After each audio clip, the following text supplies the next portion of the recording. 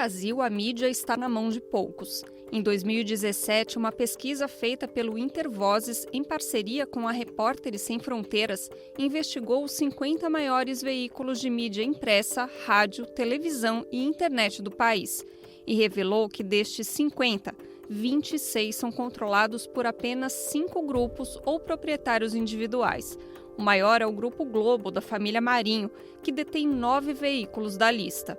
O levantamento destaca que grande parte dos grupos pertencem a famílias, que transmitem seus negócios de geração em geração.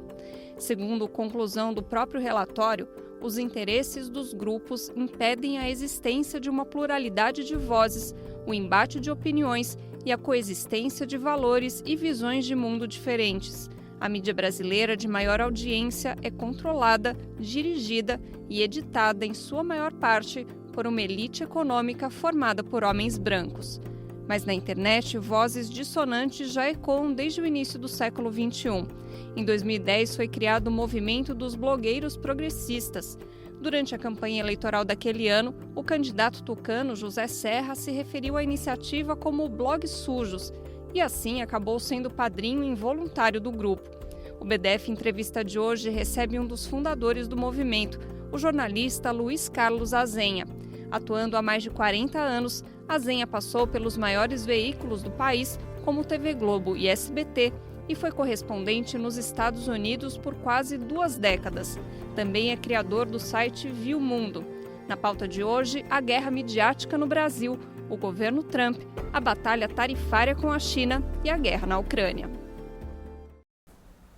Olá, eu sou o Rodrigo Viana e esse é o BDF Entrevista, sempre às sextas-feiras, e vou estar por aqui com um convidado super especial. Você já viu aí que o nosso convidado de hoje é o jornalista Luiz Carlos Azenha, um currículo enorme e atualmente apresenta um programa das manhãs na revista Fórum. Azenha, um prazer estar com você aqui. É um grande prazer estar aqui nesse programa de estreia do BDF Entrevista, Rodrigo. Muito bem, a minha estreia pelo menos.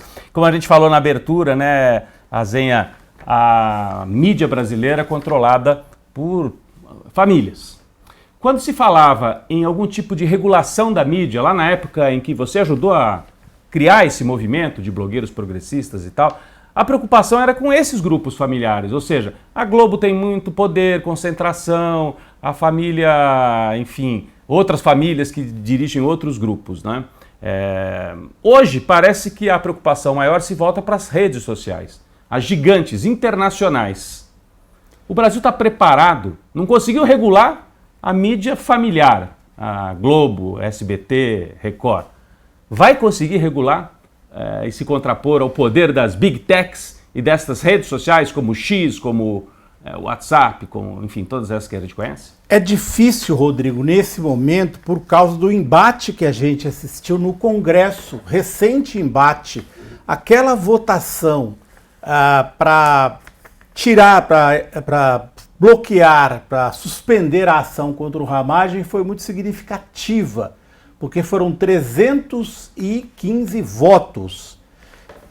É o centrão e mais a extrema-direita que provavelmente não aceitarão a regulação midiática.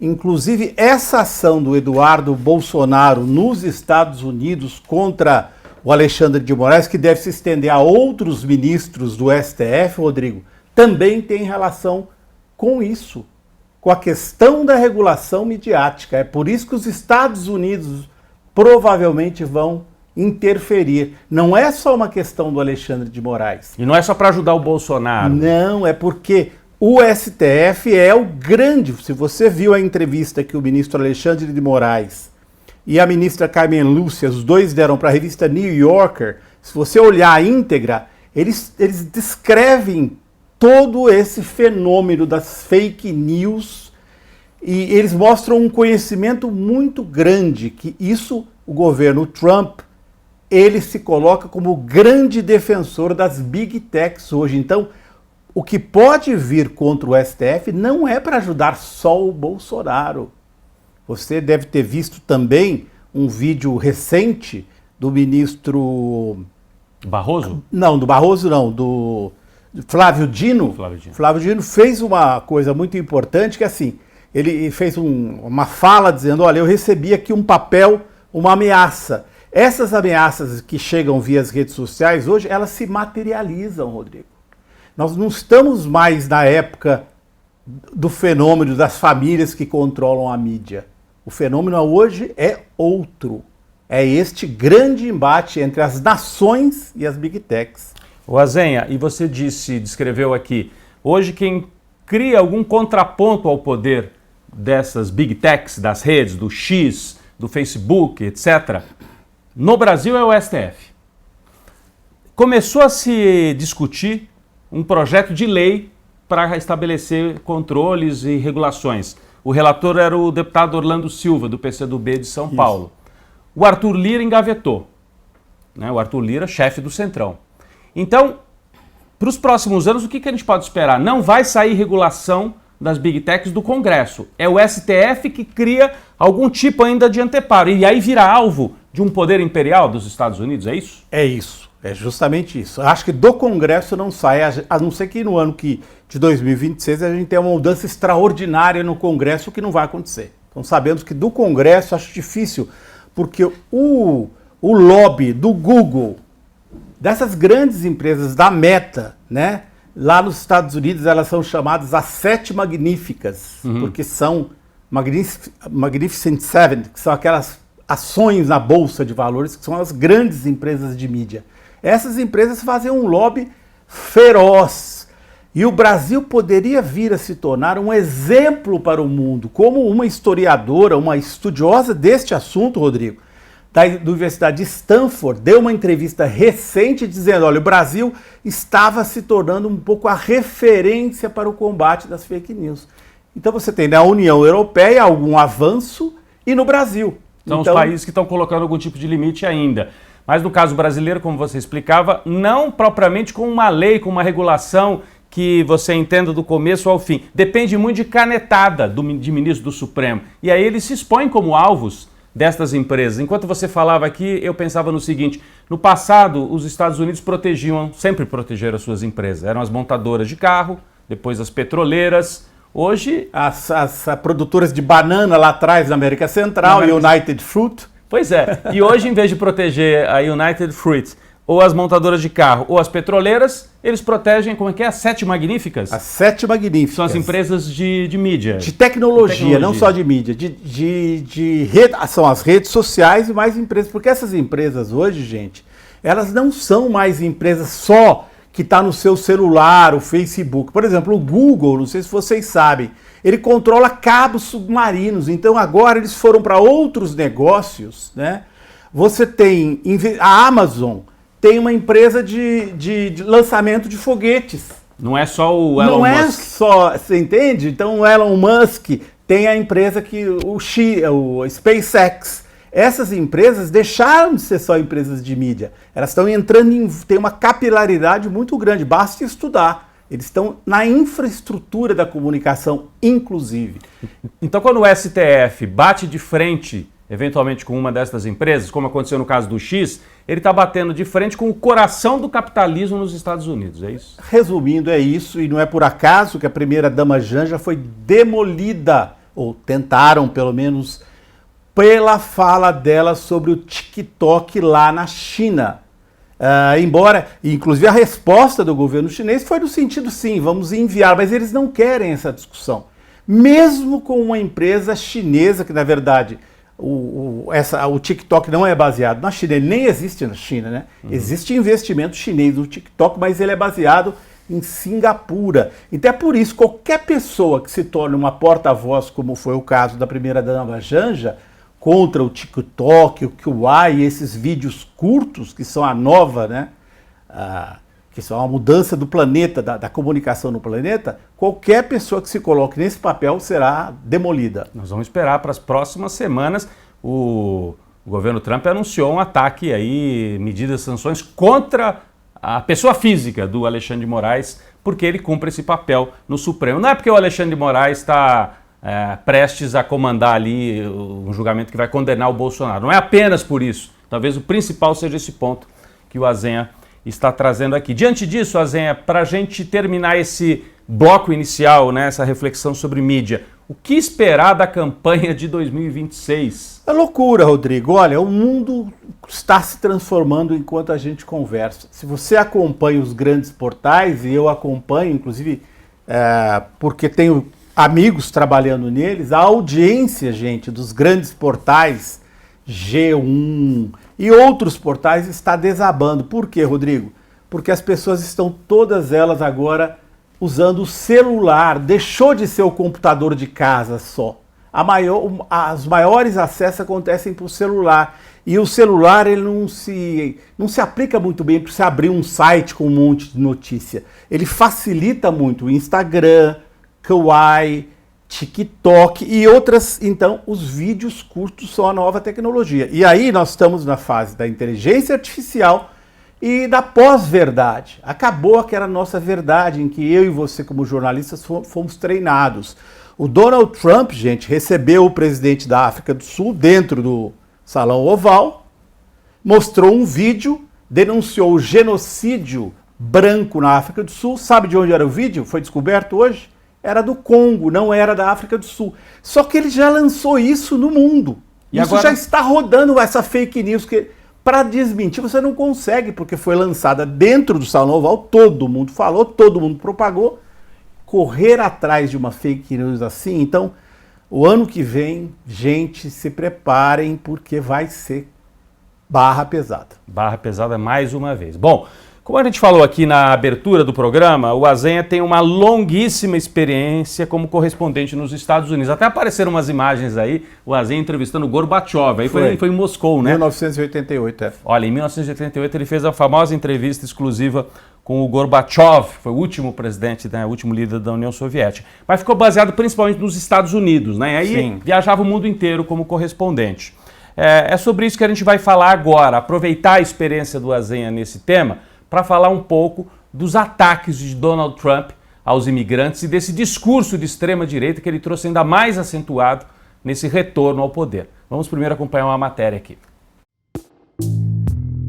No mesmo dia em que tomou posse como presidente dos Estados Unidos, o republicano Donald Trump assinou 46 decretos.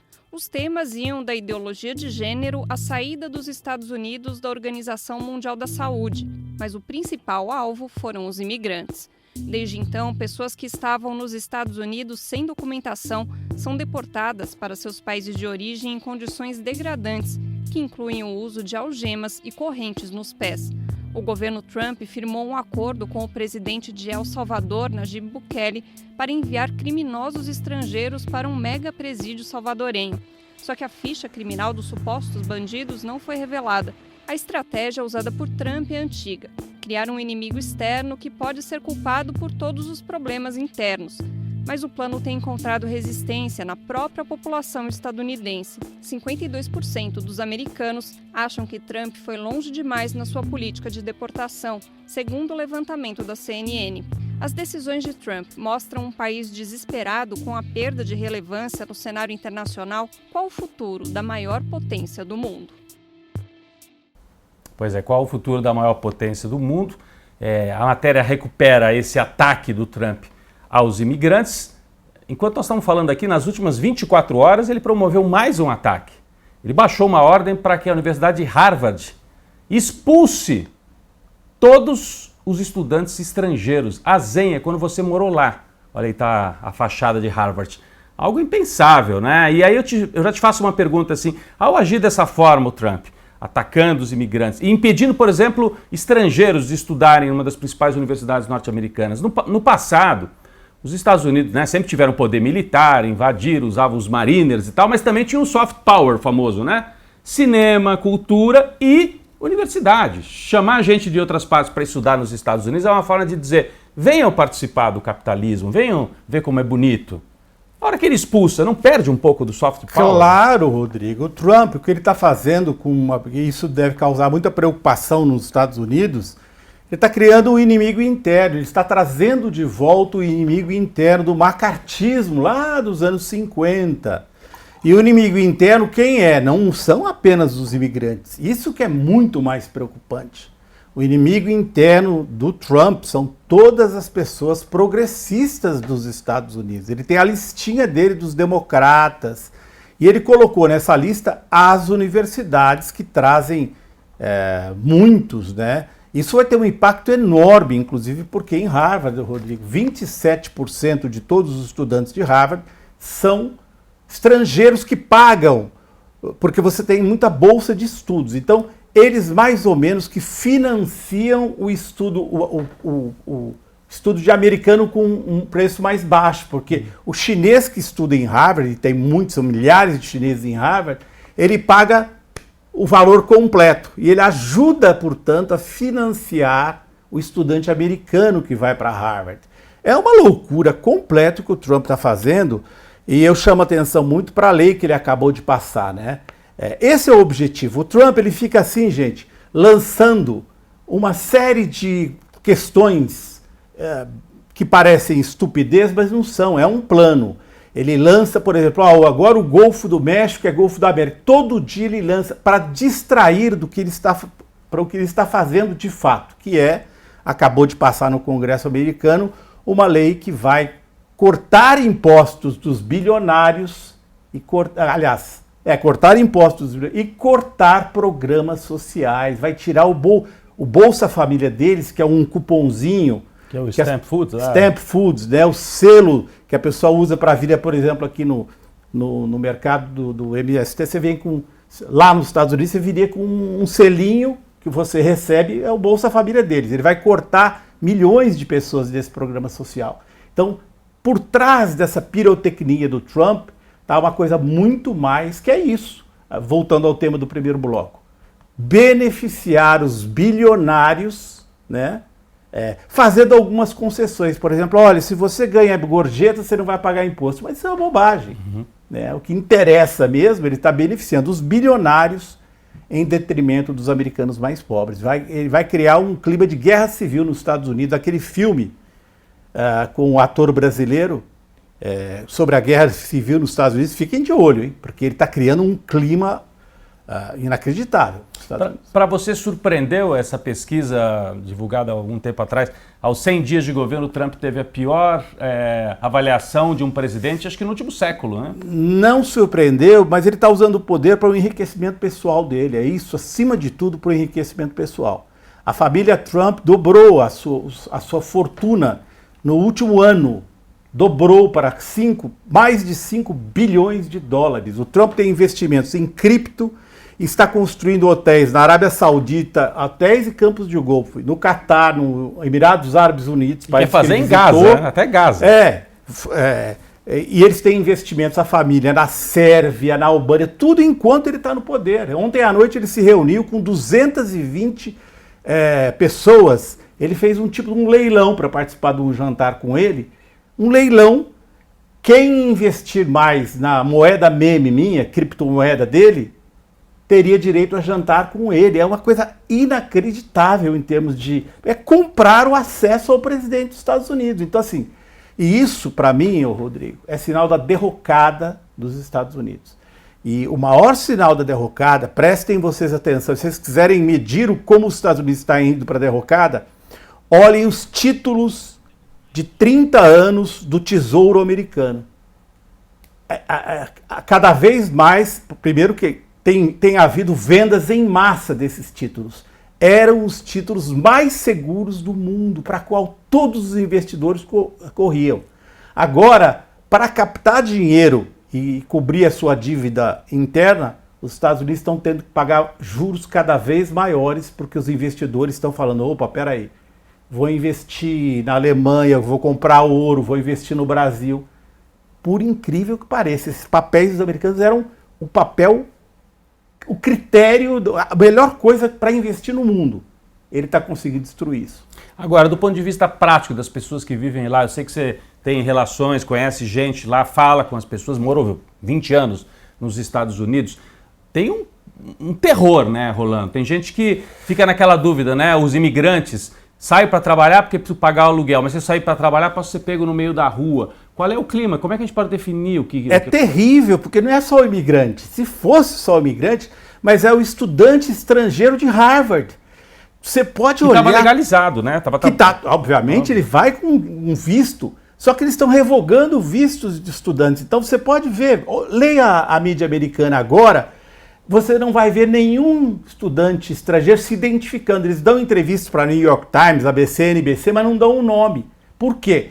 Temendo que o visto seja eventualmente suspenso. O cara está lá planejando uma vida, de um dia para o outro, ele pode simplesmente ser expulso dos Estados Unidos porque fica sem o visto. Então, assim, o clima realmente é terrível, com um temor generalizado dos jornalistas em relação ao que o Trump já fez nesses 100 e tantos dias e do que ele pode vir a fazer ainda. Zé, e como é que você avalia agora, olhando menos talvez para os Estados Unidos e mais para o mundo?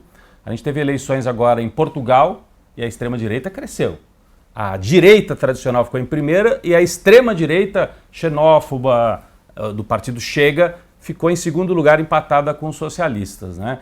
Portugal, a Hungria tem um governo de extrema-direita, a Itália tem um governo de direita que está dificultando a concessão de nacionalidade para descendentes de italianos, né? Então, a extrema-direita vai avançando. De outro lado, a gente tem alguns sinais de resistência. O Canadá, o candidato que se opôs ao Trump, ganhou a eleição. Como é que você enxerga esse balanço de forças? Ainda é um jogo que está em andamento? O Trump tem condição de impor uma agenda que vai valer para os próximos 10 anos para o mundo? Ou é o império em decadência e, portanto, vai haver um contraponto? É o império em decadência. A China peitou os Estados Unidos na questão comercial. A China não... O Trump teve que fazer um recuo completo. Por que ele recuou e tirou o tarifaço? Justamente porque o grande sinal de alarme foram esses títulos. O secretário do Tesouro dele é que sentou com ele e falou: Trump, olha o que está acontecendo com os nossos... Porque esses títulos são aqueles que financiam o pagamento da dívida americana, que está em 36 trilhões de dólares. É como se fosse o tesouro direto aqui do brasileiro, isso, né? Para quem quiser entender, né? Isso, é o tesouro direto deles. Só que eles têm 36 trilhões de dólares de dívida. Nesse ano fiscal, os Estados Unidos pagaram mais de 600 bilhões de dólares em juros.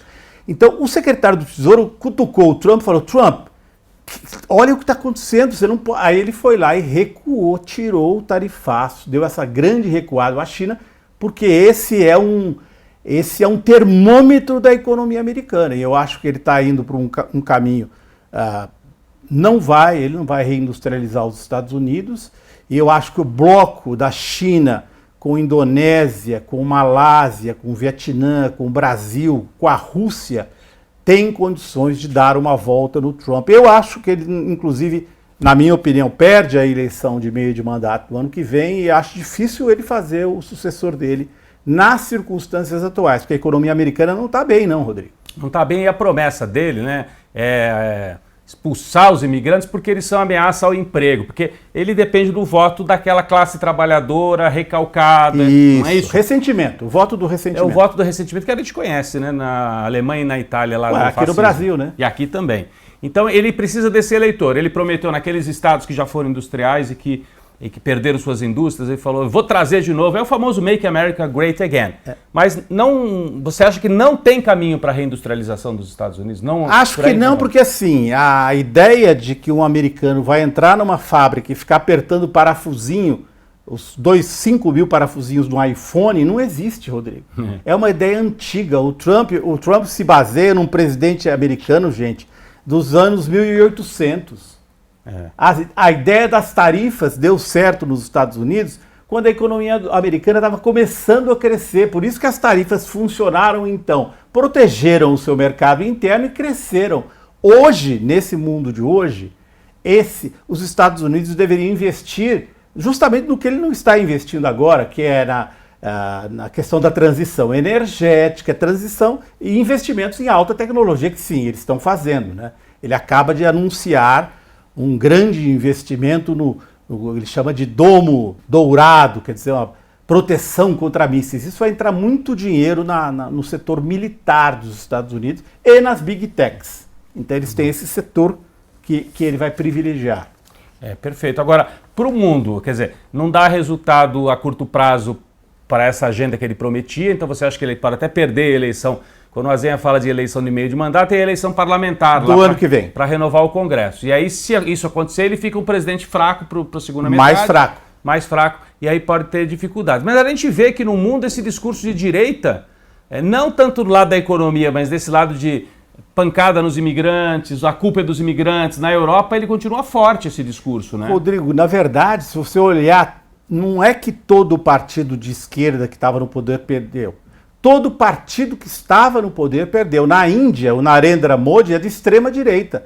Ele esperava ter uma vitória esmagadora e não teve. Por quê? O ressentimento. O capitalismo está enfrentando uma crise profunda.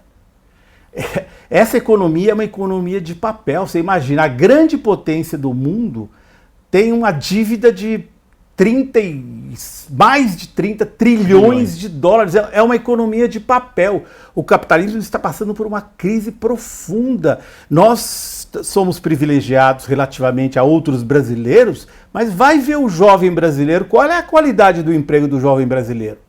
E nós estamos vivendo uma fase do capitalismo, como diz o professor Ricardo Antunes, em que o trabalhador tem que comprar, alugar os próprios meios para fazer a sua força de trabalho. Aluga a bicicleta para entregar o iFood, aluga a motocicleta. Ou seja, é outra fase de um capitalismo em crise que não oferece esperança para os jovens. Então, todos os partidos, na verdade, que estão no poder, correm risco de perder o poder por causa do ressentimento da população. Foi isso que levou o Trump ao poder. Era ressentimento. Um mal-estar quase que generalizado, né?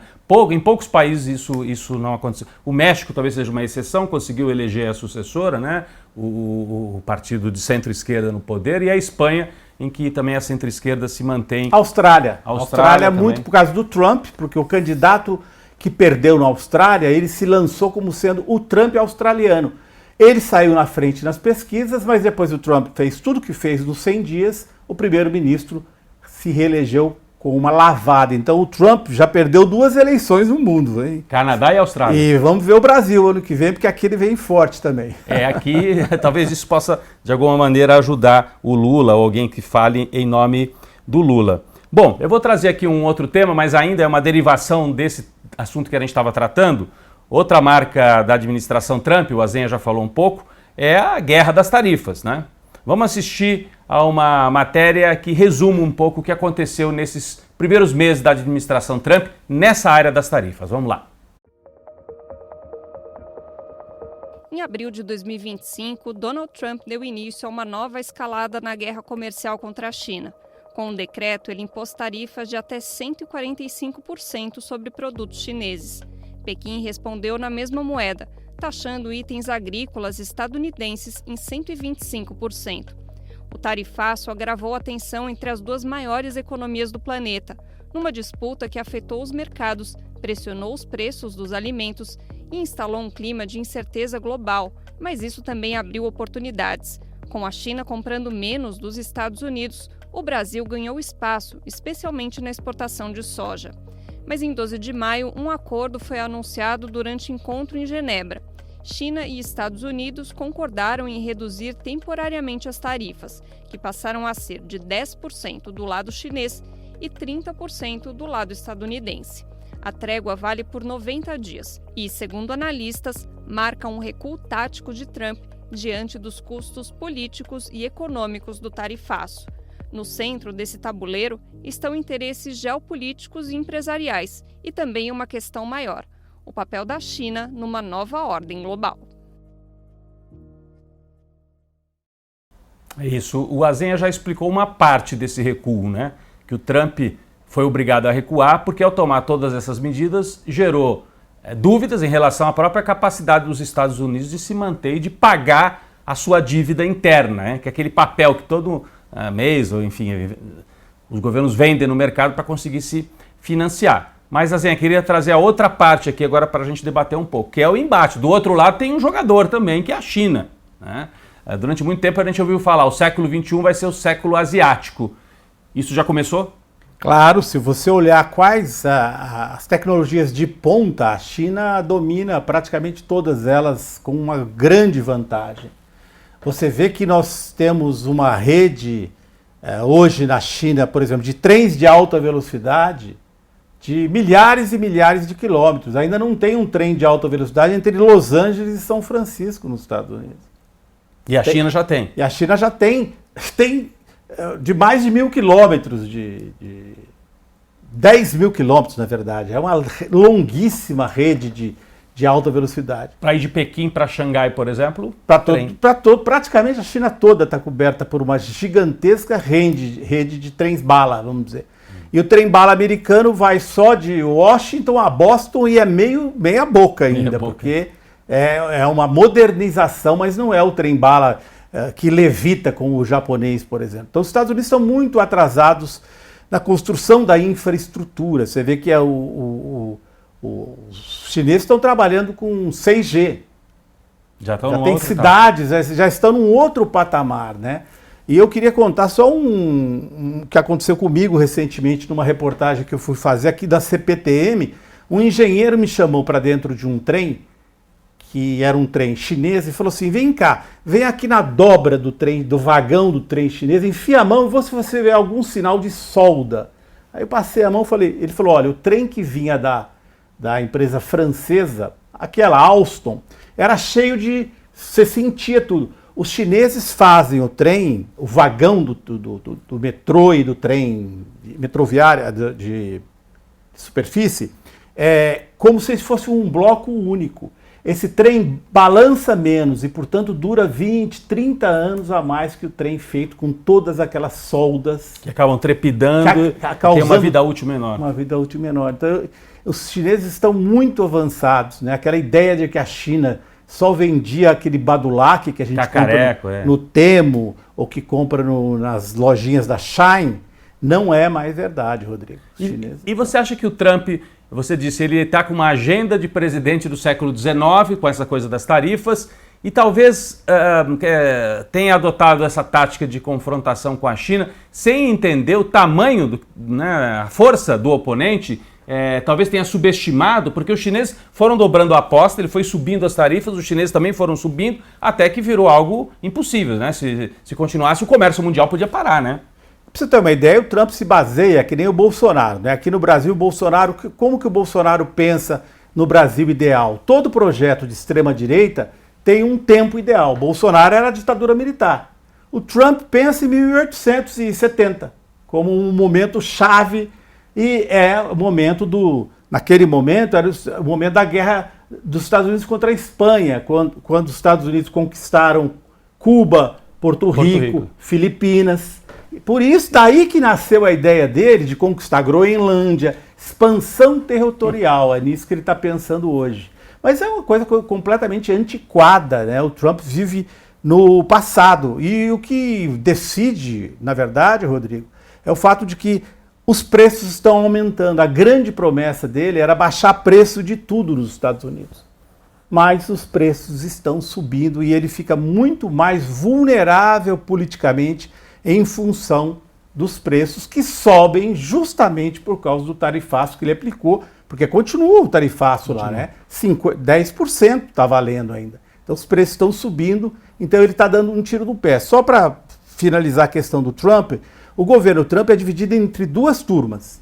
Você tem o MAGA, que é a extremíssima direita, como o bolsonarismo aqui. A extremíssima direita, essa quer desacoplar a economia dos Estados Unidos da China. Mas isso é impossível de fazer.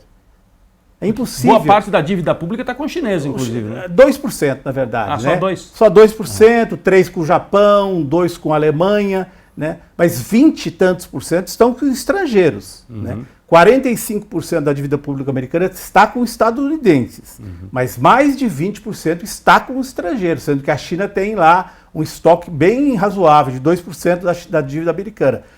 Agora, a ideia do Trump de renovar a economia americana da forma como ele quer, ele não vai conseguir, porque não é possível desacoplar hoje. Né? Então, o governo dele fica dando uma no cravo, outra na ferradura. Você falou, tem uma ala que quer desacoplar da China. O MAGA. O MAGA. A outra ala, que é a ala, vamos dizer, realista, na qual se inclui o secretário do Tesouro aqui, é a ala que fala, peraí, se for desacoplar, tem que fazer devagar, tem que fazer de um jeito que a gente não vá para o buraco, como está sendo feito. Então você tem essa disputa interna muito intensa dentro do governo Trump. Ele é rachado, como o bolsonarismo no Brasil. Tem a ala enlouquecida do bolsonarismo, mas tem aquela ala mais, vamos fazer uma coisa mais devagar, aquela que levou o Bolsonaro ao centrão. E que não queima dinheiro. E que não joga, não queima dinheiro. Falando nessa relação, eu queria aproveitar aqui também. Nós estamos gravando essa entrevista na sexta-feira, no começo da tarde. Poucas horas atrás, houve uma ameaça direta do secretário de Estado, Marco Rubio, num depoimento, numa audiência na Câmara dos Representantes lá dos Estados Unidos. Acho que a gente até tem imagem, não sei se temos imagem disso, mas enfim, o Marco Rubio foi lá e foi perguntado por um representante do Partido Republicano: o senhor pode tomar medidas, sanções diretas contra o ministro Alexandre de Moraes? Ele falou: sim, estamos estudando medidas contra Alexandre de Moraes. Confirmou. Em segundo lugar, hoje temos a informação também de que podem ser sanções contra o Moraes e contra outros ministros do Supremo Tribunal. Ele tem capacidade de fazer isso, e ao fazer isso, você acha que ele ajuda o bolsonarismo ou talvez ajude até a recompor essa frente aí para enfrentar o bolsonarismo em 2026? Acho justamente isso, né? Eu acho que o deputado do PT, Lindbergh Farias, foi muito inteligente politicamente, porque ele mandou uma moção de repúdio para a CCJ, para a Comissão de Justiça da Câmara, que vai ter que votar. E aí, será que o Centrão vai votar com o Trump ou vai votar com o Brasil? Então criou uma questão de soberania aí. Ninguém quer ser chamado de traidor da pátria, Rodrigo. Mesmo um cara de direita, pelo contrário, o cara é patriota. Pois é. Então, tudo indica que o bolsonarismo vai ficar isolado nessa questão. Eu duvido que o presidente da Câmara, que é o Hugo Mota, por exemplo, vote com o Trump numa questão dessa. Então a moção de repúdio foi levada, né? Não foi tomada nenhuma decisão. Vamos falar assim, a real é que nada aconteceu por enquanto. Por enquanto nada aconteceu, é conversa de internet. Porém, eu acho que pode ser um ativo.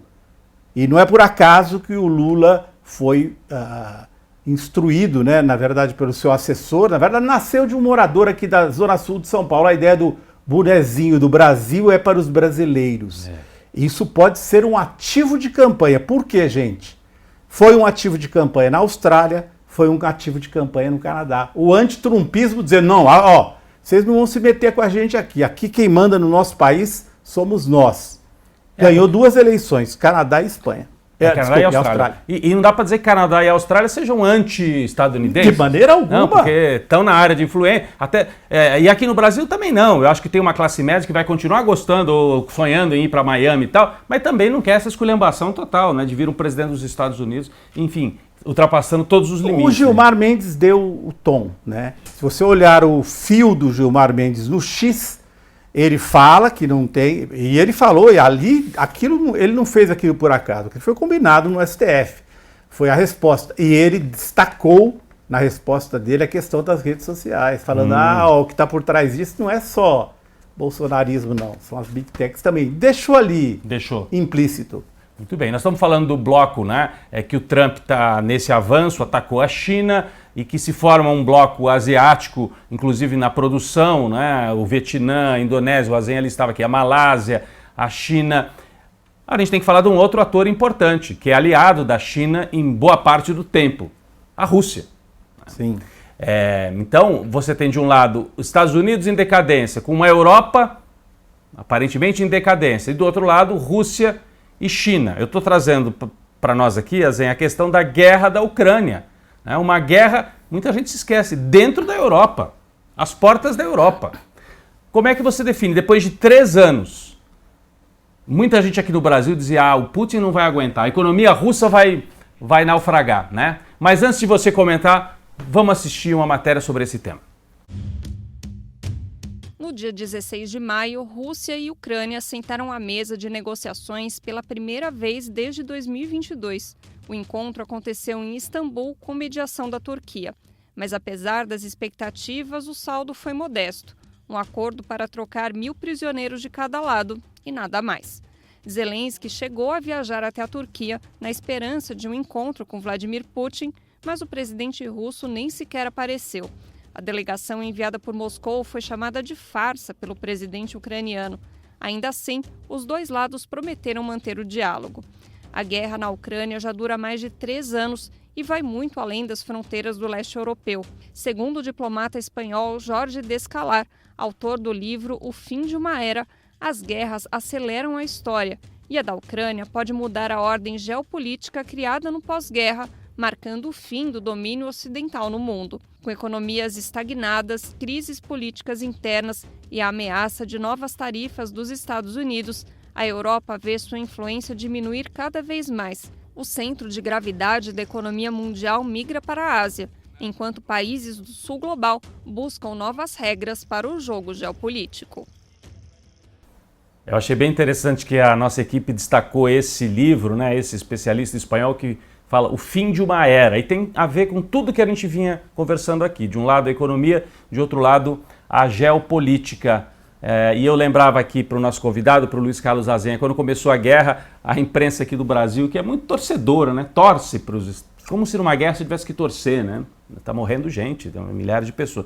Dizia, o Putin vai perder, a economia russa vai naufragar. E a gente vê depois de 3 anos, a Europa é que está pagando um preço mais caro, não é isso? Pagando um preço caríssimo. Eu tenho uma filha que mora na Alemanha e ela sentiu muito isso diretamente aonde? Preço da calefação, porque a calefação na Alemanha, gente, boa parte dela é feita com óleo diesel. Né? Então você coloca o óleo diesel e aí o aquecedor ele funciona e esse preço disparou. Então, e isso serve para todos os preços europeus. A Alemanha tinha vantagens competitivas no mercado mundial que ela perdeu com a guerra da Ucrânia. E os europeus estão se enterrando nisso, porque eles insistem, né? O Trump abandonou, porque o Trump está querendo criar uma clivagem entre a Rússia e a China. Ele quer se aproximar da Rússia justamente para desfazer o bloco. Esse que é a jogada. Ele ataca o Brasil também, lá por trás dessa história do STF, você também pode entender.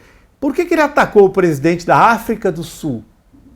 Não, primeiro foi para tentar criar a ideia de que existe um outro genocídio que não o de Gaza, feito pela África do Sul, país que levou Israel à Corte Internacional de Justiça. Então, esse era um dos objetivos. Mas ele ataca a África do Sul, ele peita o Brasil, ele vai para cima da Rússia, tentando fazer a clivagem.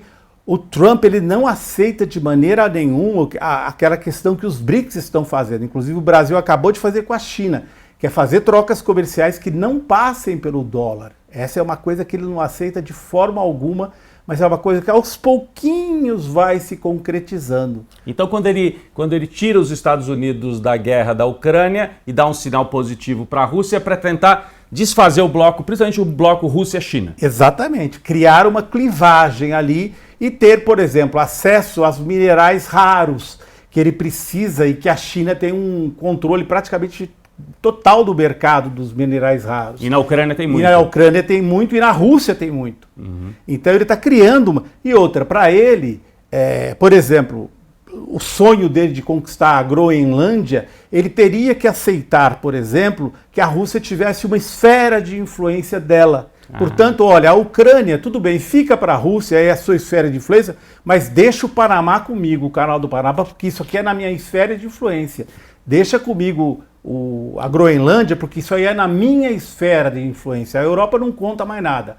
Vamos criar 3 esferas de influência, da China, a da Rússia e a nossa americana. É essa que está o raciocínio por trás disso, dessa política do Donald Trump, é justamente essa. E a guerra da Ucrânia está ganha pela Rússia.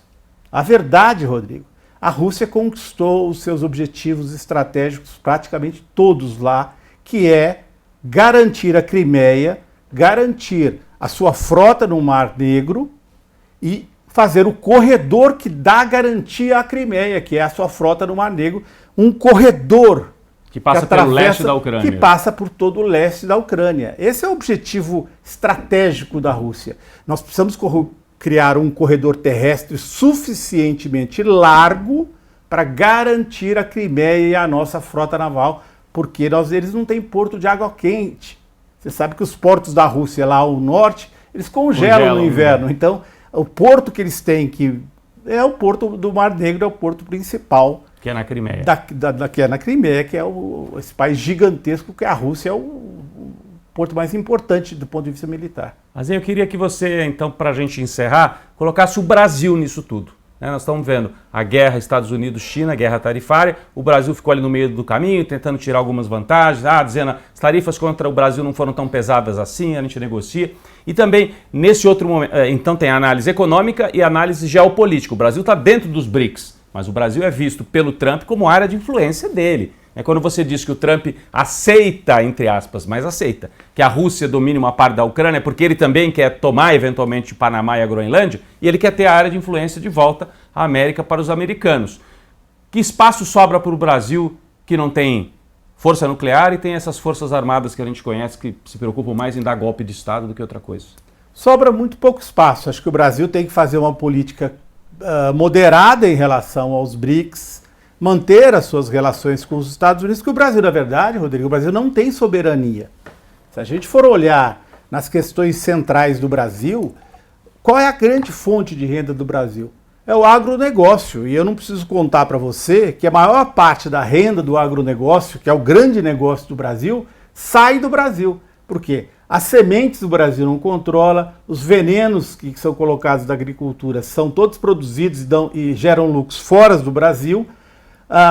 A silagem é toda controlada por empresas internacionais e o transporte, todo o transporte que leva os produtos brasileiros para o exterior também não é uma empresa brasileira que faz. Então, o grosso do agronegócio gera renda para empresas internacionais. O que fica aqui? O fazendeiro compra a Hilux, que não é fabricada no Brasil, aliás, né? Ou é fabricada no Brasil, mas é japonesa. Então ele compra a Hilux da Toyota, compra o carro da Mitsubishi, compra o fazendeiro, então ele tem uma vida razoável e tem lá o cara que faz. Mas o Brasil é um país muito ainda pouca soberania no sentido assim, o Brasil não controla a Petrobras totalmente, o Brasil não controla Carajás, que é a nossa grande exportadora de ferro, né? Produtora de minérios, né? O ritmo de produção de Carajás não é ditado pelo Brasil, é ditado pela Vale e pelos interesses externos. O Brasil não faz o preço do minério que ele vende lá fora. Então assim, faz com pouca soberania. Pouquíssima. Então o Brasil não controla mais a sua energia elétrica, não controla mais as suas comunicações, nem, se você olhar, inclusive, as comunicações do governo brasileiro, parte do exército brasileiro depende do Starlink do Musk. O Musk é só pegar com a tecnologia avançada, é só pegar o celular dele e ele sabe, olha, esse navio brasileiro está em tal ponto agora, porque ele controla a comunicação. Então, a soberania brasileira é muito reduzida. Nós temos que usar o soft power que nos restou, né? Que é principalmente um sujeito chamado Lula, né? Isso. É principalmente isso.